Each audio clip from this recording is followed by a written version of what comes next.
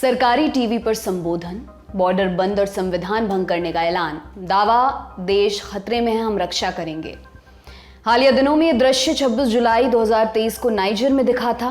35 दिनों के बाद अफ्रीकी महाद्वीप के एक और देश में सेम टू सेम ऐसा ही हुआ। आप वीडियो देखिए। Du peuple gabonais et garant de la protection des institutions, avons décidé de défendre la paix en mettant fin au régime en place. À cet effet, les élections générales du 26 août 2023 ainsi que les résultats tronqués sont annulés. Les frontières sont fermées jusqu'à nouvel ordre. Toutes les institutions de la République sont dissoutes. ये कहानी waste Africa में बसे देश Gabon की है, जहां सेना की एलीट यूनिट ने 55 बरसों से सत्ता में काबिज परिवार को गद्दी से उतार दिया। राष्ट्रपति अली बोंगो ओंडिम्बा को गिरफ्तार कर लिया। वो 2009 से सत्ता में थे। 30 अगस्त को फिर से राष्ट्रपति चुनाव में जीत हासिल की, लेकिन नतीजा आने के तुरंत बाद सेना ने उन्हें हटा दिया। बोंगो अपने लोगों के बीच अलोकप्रिय हो चले थे। अय्याशियों के चलते प्लेबॉय प्रिंस भी उन्हें कहा जा रहा था। तख्ता पलट के बाद इसका सबूत भी दिखाई दिया। लोगों ने सेना के समर्थन में रैली निकाली, नारेबाजी भी की। तो आज हम जानेंगे गबोन में हुए तख्ता पलट की पूरी कहानी क्या है, इस तख्ता पलट का मास्टरमाइंड कौन है और इस घटनाक्रम का बाकी दुनिया पर क्या असर पड़ेगा। नमस्कार, मेरा नाम दिव्यांशी सुमराव है। आप देखना शुरू कर चुके हैं लल्लन टॉप का अंतर्राष्ट्रीय प्रसंगों से जुड़ा रोजाना का कार्यक्रम दुनियादारी, जहां आज हम आपको सुनाएंगे कहानी गबोन की। तो सबसे पहले बेसिक्स क्लियर कर लेते हैं। गबोन अफ्रीका महाद्वीप के पश्चिम में बसा हुआ है। इसकी पश्चिमी सीमा अटलांटिक सागर से लगी है। जमीनी सीमा 3 देशों से मिलती है, कैमरून, इक्वेटोरियल गिनी और कॉन्गो। आबादी है लगभग 24 लाख। 75% आबादी ईसाई है, 12% इस्लाम धर्म को मानती है, 6% लोग कोई धर्म नहीं मानते, बाकी लोग पारंपरिक मान्यताओं में यकीन रखते हैं। राजधानी है लिब्रविले। नई दिल्ली से हवाई रास्ते से दूरी लगभग 8000 किलोमीटर है। गबोन भारत से 4 घंटा 30 मिनट पीछे। जब भारत में रात के 10:30 बज रहे होते हैं, तब गबोन में शाम के 6 बजते हैं। करेंसी है सेंट्रल अफ्रीकन फ्रैंक। जीडीपी लगभग 1,80,000 करोड़ रुपए। प्रति व्यक्ति आय लगभग 8 लाख रुपए।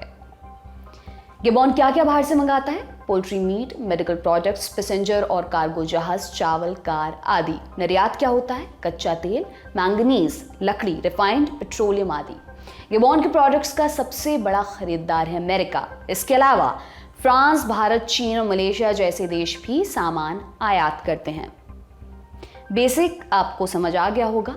अब ब्रीफ में हिस्ट्री भी जान लेते हैं।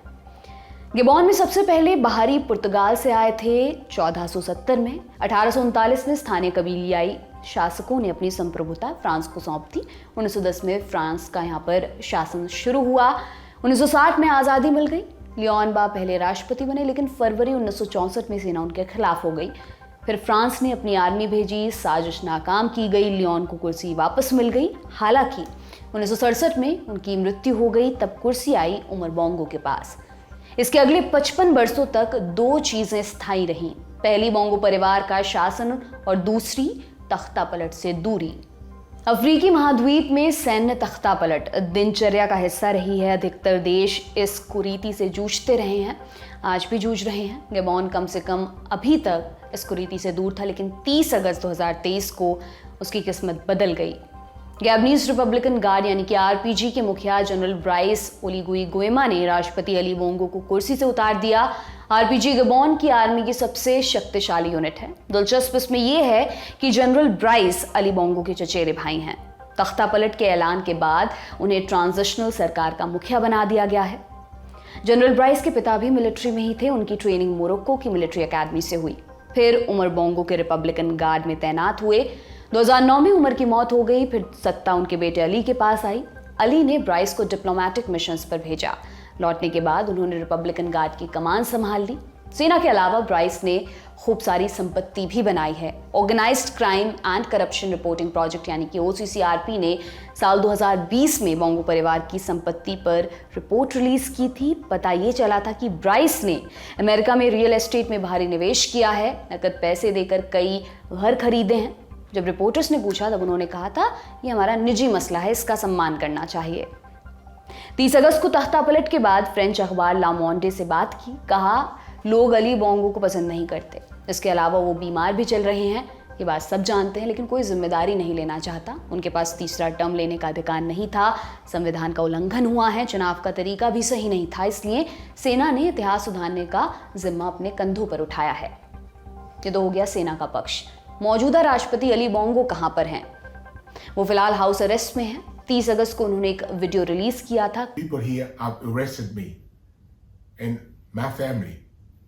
My son is somewhere, my wife is in another place, and I'm at the residence. Right now, I'm in the residence and nothing happening. Nothing is happening. I don't know what's going on. So I'm calling you to make noise. इस video के बाद से उनके बारे में कुछ भी पता नहीं चला है और दुनिया इस पर क्या कह रही है।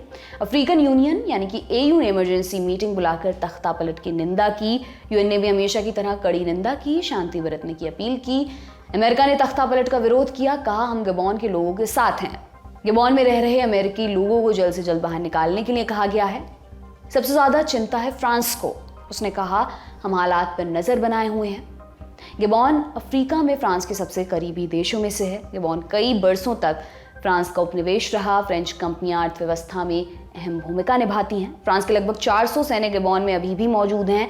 वे लोकल आर्मी को ट्रेनिंग और दूसरे मामलों में सपोर्ट देते हैं। इसके अलावा बोंगो परिवार फ्रांस के करीब रहा है। उनके हटने से फ्रांस के हितों पर खतरा मंडराने लगा है।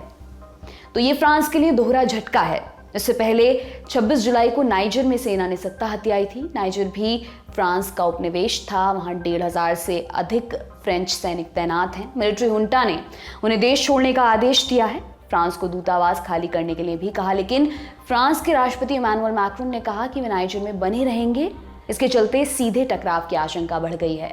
हालांकि जानकार कहते हैं कि नाइजर हारी हुई बाजी बन चुका है और यही हाल होने वाला है गबॉन का। इंटरनेशनल पॉलिटिक्स में एक टर्म खूब चर्चा में रहता है, फ्रैंकफ्रीक। इसका मतलब होता है अफ्रीकी देशों पर फ्रांस का प्रभाव। इस शब्द के अपभ्रंश के इस्तेमाल का पहला दर्ज रिकॉर्ड मिलता है 1955 का।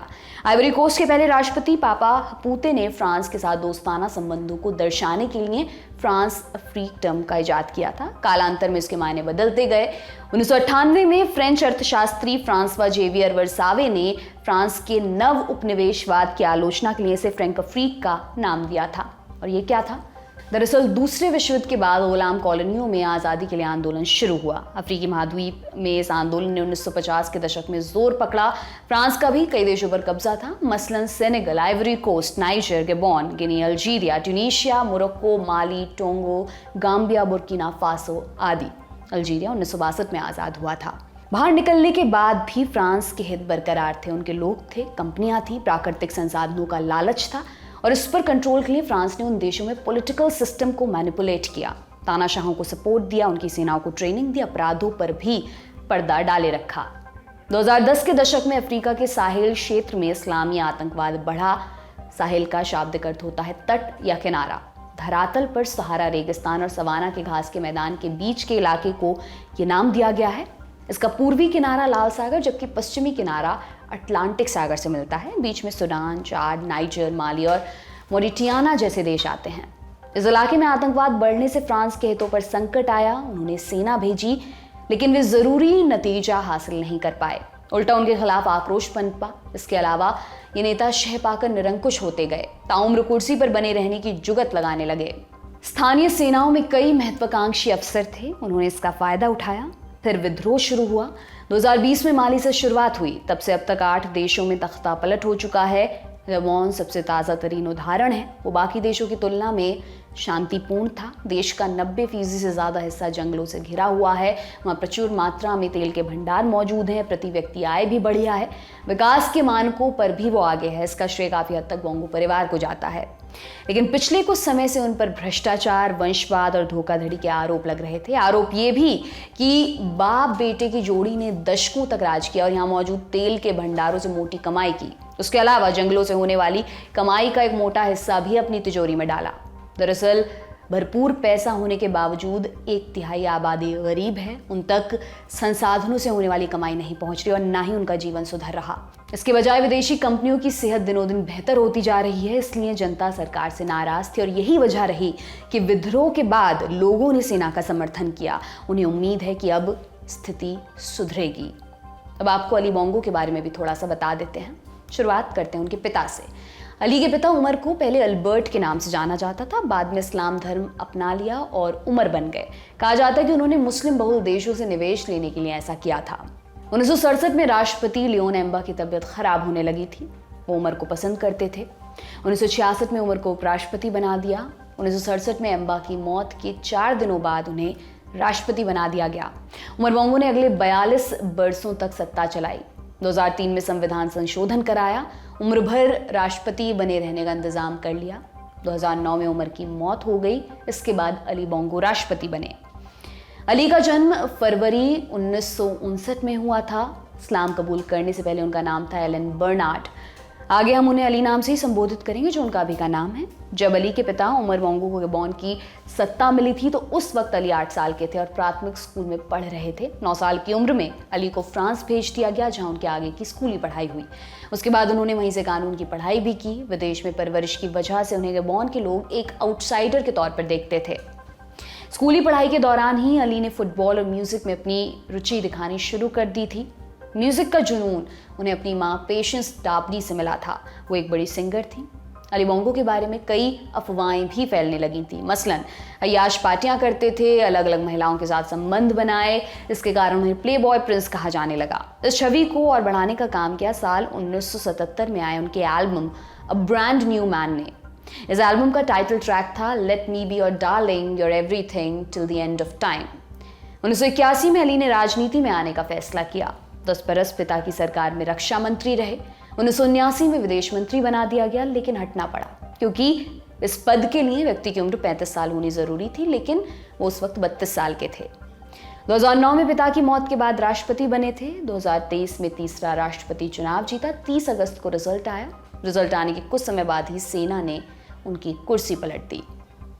इस मामले पर हमारी नजर लगातार बनी रहेगी। आप बने रहिए लल्लन टॉप के साथ। आज का दुनियादारी दोस्तों यहीं पर समाप्त होता है। कल फिर आपसे मुलाकात होगी। इसी उम्मीद के साथ मैं विदा लेती हूँ। शुक्रिया। शुभ रात्रि।